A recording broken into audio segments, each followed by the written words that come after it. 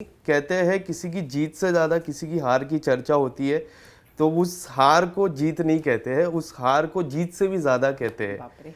And big boss final के दिन से पूरे प्रेस का एक ही सवाल था कि अंकिता जी इंटरव्यूज़ में क्यों नहीं आए। अंकिता जी जब बाहर निकल रहे थे तो सबसे पहले एक शख्स ने अंकिता जी को पूछा था कि आप अंदर क्यों नहीं आए।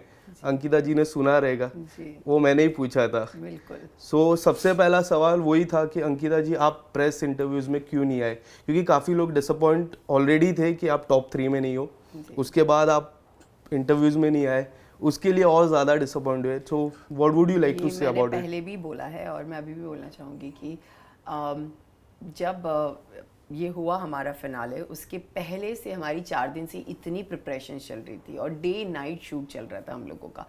तो उसके बाद जब रिज़ल्ट आया और उसके बाद जब प्रेस कॉन्फ्रेंस थी, मेरी तबीयत इतनी ख़राब हो रखी थी। मैंने जो कपड़े पहने थे जिसमें केप लगाओ था मेरे गले पे जो बंधा हुआ था, मुझे इतनी घुटन हो रही थी और मेरे बाल जो इतने टाइट थे, तो मुझे बस ऐसा लग रहा था कि मैं घर जाऊँ, क्योंकि मेरी सच में जेन्युइनली मेरी अभी तक, मैं आप देख सकते हैं मेरी तबीयत अभी तक ठीक नहीं हुई है और कोशिश कर रही हूँ रिकवर होने की, लेकिन हो नहीं पा रही हूँ। तो बस उसी चक्कर में मैं मीडिया के सामने नहीं आ पाई और मैंने पहले भी किसी एक इंटरव्यू में बोला that I am very sorry. आप, मुझे पता है आप लोगों ने मेरा वेट किया वहाँ पर, लेकिन जेन्युइनली मेरी उस टाइम उस कंडीशन में नहीं थी कि मैं आकर आप लोगों के साथ इंटरव्यू करूँ, इसीलिए आज आपके साथ 1-on-1 कर रही हूँ। अंकिता जी, टू बी वेरी ऑनेस्ट, मेरे टॉप 3 फिक्स थे। Okay. Abhishek, Munawar and you. And इस तरह से मैंने मनारा को देखा तो मैं काफ़ी पर्सनली काफ़ी डिसअपॉइंट हुआ आपको टॉप 3 में ना देख के। आपको जब पता चला तो तब आपके मन में क्या रिएक्शन था?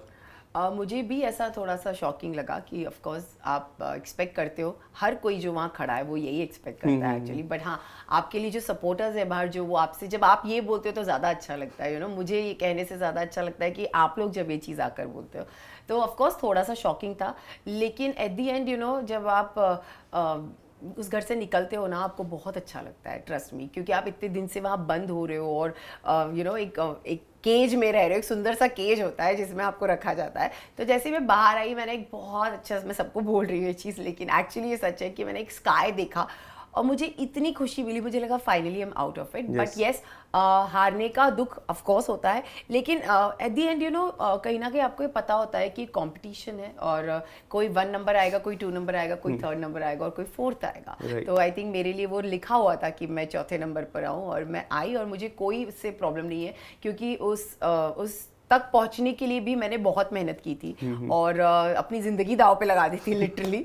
तो मुझे लगता है कि कोई ऐसा कुछ नहीं हो गया मेरी लाइफ में कि मैं बहुत बड़ा कुछ हार गई हूँ और मैं बहुत दुखी हूँ, ऐसा बिल्कुल भी नहीं। हाँ, बट थोड़ा ऐसा होता है कि आप शॉक्ड होते हो क्योंकि आपको पता है कि बाहर आपके इतने सारे लोग हैं जो आपसे इतनी सारी उम्मीद लगा कर बैठे हैं और जो चाहते हैं आपको जीतना देख, तो थोड़ा दुख होता है। लेकिन इन सब के बाद भी जब आप स्टेज पर आते हो और सलमान सर आपको ये बोलते हैं कि you are the winner for me, I think that is it.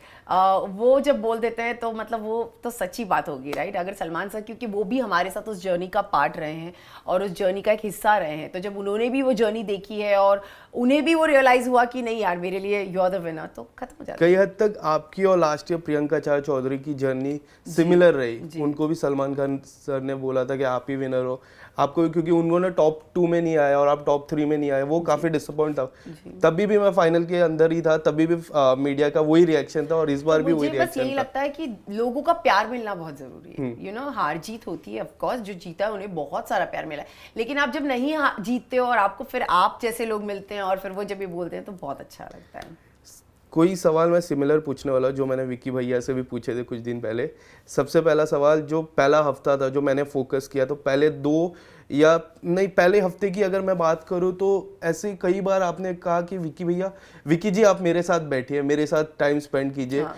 आप ये रूम में रहते थे मन के, तो वो दिल के रूम में रहते थे। हाँ। उधर दोस्ती करते थे। हाँ। तभी आपके मन में क्या चलता रहता था? मुझे ऐसा लगता है कि ना, मैं और विकी कभी इतने सारे अलग अलग लोगों के साथ रहे नहीं है। 17 लोगों के साथ अलग रहना, और मैं ऐसी हूँ, मुझे अपना हस्बैंड का अटेंशन पूरा चाहिए, और जब वो गया तो वो बहुत क्विक था सबसे दोस्ती करने में, और शायद मैं नहीं हूँ, मुझे टाइम लगता है। तो मुझे लगता था कहाँ चला गया यार मेरा पति, अचानक से गायब हो गया। और मैं हमेशा मेरे झगड़ा इसी बात पे था कि तू मेरे साथ बैठ, मेरे साथ टाइम स्पेंड कर। बट एट दी एंड फिर मैंने भी खुद ये चीज़ रियलाइज़ की कि एक गेम है, आपको सबके साथ जेल होना पड़ेगा, आपको सबके साथ पार्टिसिपेट करना पड़ेगा। अगर आप लोगों को नहीं जानोगे तो कैसे चलेगा। बट बेचारे विकी पे मैंने बहुत अत्याचार कर दिया, मुझे भी लगा। कभी ऐसा लगा सबसे ज्यादा कि अरे आगे ये ज्यादा एपिसोड्स देखने के बाद लगा मुझे तब तक घर पे भी एहसास नहीं था। मुझे लगता है जब आप आते हो बाहर और आप कोई चीज देखते हो, स्टार्टिंग के फ्यू एपिसोड मुझे ऐसा लगा यार मैं क्यों रिएक्ट कर रही हूँ चीजों पे, बट उस घर में ना सच में मुझे ऐसा लग रहा था कि मैं अकेली हो गई हूँ। कैमरास चेक किया आपने? हाँ, कैमरास चेक किया आपने? बोला था तो जोक था। नहीं, बट मुझे लगता है कि उस घर में ना मैं ऐसी हूँ कि मुझे अपना इंसान चाहिए कोई मेरे पास, और विक्की मेरा इकलौता वहां पर इंसान था। और वो इतना फ्रेंडली है सबसे कि वो सबसे जा जाके अपना गेम सेट करने में, अपनी बातें करने में, मस्ती करने में लगा हुआ। और मैं इतनी ओपन हो नहीं पाई थी, तो मुझे लग रहा तू क्यों कर रहा है ये सब, मैं नहीं कर पा रही हूँ। तो तो एक वो वाला चीज था। और ऑफकोर्स मेरा हस्बैंड है तो मुझे हमेशा उसका अटेंशन चाहिए होता है। तो you are more positive about your relation. मैंने जितने भी नोटिस किया है, मैंने प्रेस कॉन्फ्रेंस हो जाए, बिग बॉस की जर्नी हो जाए, या फिर जितने भी इंटरव्यूज मैंने लास्ट 2-3 दिन से देख रहा था, you are more positive about relationship. I am positive and at the same time I am very protective about my relationship. मैं अपने रिलेशनशिप को चाहे कुछ भी हो सिचुएशन हो, I want to protect my relationship in any case. Munawar की जीत पे क्या लग रहा था आपको? बहुत जब अच्छा लग रहा था। टॉप 2 जब थे तब ऐसा लग रहा था कि मुनावर वन साइड विनर है, ऐसा लग रहा था आपको? सी, मुनावर के फॉलोअर्स बहुत रहे हैं, उनका प्यार लोगों के लिए बहुत ज़्यादा है, मतलब लोगों का प्यार उनके लिए बहुत ज़्यादा है। तो मुझे कहीं ना कहीं ये जब अभिषेक और मुन्ना खड़े थे तो I am definitely I was sure, but कहीं ना कहीं अभिषेक का भी लग रहा था क्योंकि अभिषेक ने भी बहुत मेहनत की है इस शो में और उसने अपने फॉलोअर्स गेन किए हैं उस शो में आके, तो मुझे ये भी लग रहा था कि शायद अभिषेक भी जीत सकता है। लेकिन दोनों में से मुन्ना मेरा बहुत करीब रहा है, हमेशा मेरा एक दोस्त रहा है, तो उसके जीतने पर डेफिनेटली बहुत खुशी हुई। लेकिन अभिषेक भी जीता एट द सेम टाइम, तो मुझे सच में लगता कि यार कहीं ना कहीं उसने एक बहुत सच्चाई से गेम खेली थी, मुझे एक फीलिंग थी और एक उसकी आंखों में सच्चाई दिखती थी मुझे, तो वो भी जीता तो कोई प्रॉब्लम नहीं। आप ऐसा बोलते हो, बट मैं नाम नहीं लेना चाहता हूँ कि कोई कंटेस्टेंट ऐसा बोलते कि अंकिता जी टॉप 5 में थे, मैं सरप्राइज था। बट आप रिलेशन, अभिषेक नहीं बोला है ना, आप रिलेशन को इतना इतना इम्पोर्टेंट देते हो और सामने वाले ऐसा बोलते तो तब क्या लगता है आपको? मुझे ऐसा लगता है ये इमेच्योरिटी है। और आप नए आप जब बनते हो कुछ तो एक होता है यार, उसको लग रहा होगा कि उसको नहीं लगी होंगी मैं डिजर्विंग, एंड इट्स ओके। किसी के बोलने ना बोलने से मैं नॉन डिजर्विंग तो नहीं होती, और मुझे पता है कि उस प्लेटफॉर्म तक पहुंचने के लिए मैंने अपनी जर्नी कैसे पास की है। तो आई थिंक बहुत इनिशियल स्टेज है अभी अभिषेक के करियर की भी, and I wish him all the very best, क्योंकि कुछ है नहीं मुझे घर के अंदर विक्की एंड अंकिता जी गए थे, बट पॉपुलर विक्की की मम्मी ज्यादा हुई। देखिए, एंड एक बात मैं आपको कहना चाहूंगा, ये जो छत्तीसगढ़ी मॉम रहते ना, वो काफी पॉजिटिव होते हैं अपने बेटे के लिए। मेरी मॉम भी छत्तीसगढ़ से, तो इसके लिए मुझे पता है।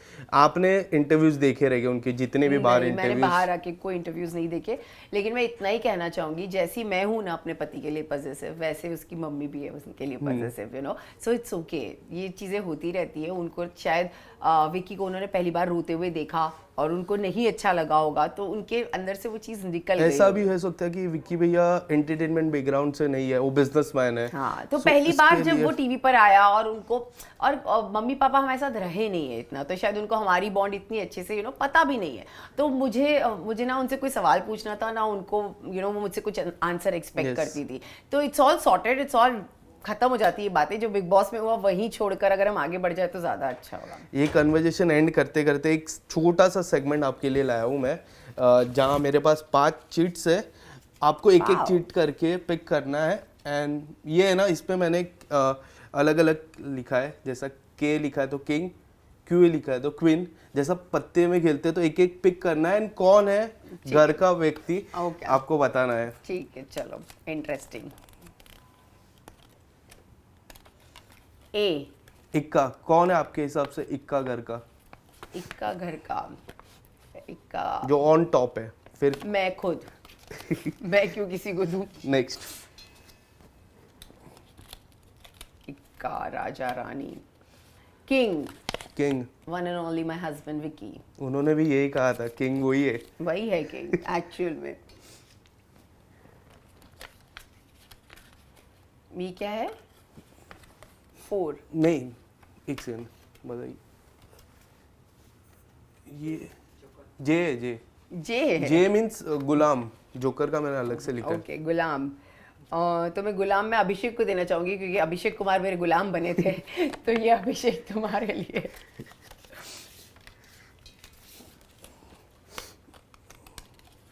ये है क्वीन। क्वीन तो क्वीन में देना चाहूंगी खानजादी को। मुझे लगता है वो डेफिनेटली क्वीन है। अगर वो होती, अगर वो सर्वाइव करती तो वो डेफिनेटली उनका गेम जल्दी से पैक हो गया ऐसा लगे। लेकिन मेरी नजर में queen Khanzaadi. Khanzaadi last. Interesting. Joker, मैं जोकर देना चाहूंगी समर्थ को। ये हैट्रिक है।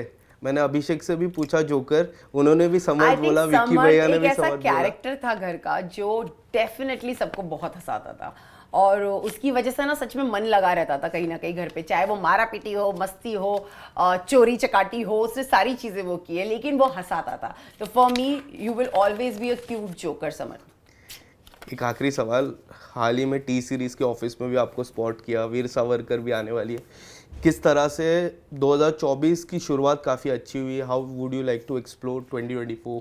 आई think I am very excited for 2024 क्योंकि फिल्म आ रही है ऑफ कोर्स 22 मार्च को। एट द एंड डेट आ गई। एट द एंड मैं वेट कर रही थी बिग बॉस में कि अब आएगा लेकिन नहीं, अच्छा हुआ क्योंकि मुझे मौका मिलेगा प्रमोशंस करने का अपनी फिल्म का। तो आई am very excited for that.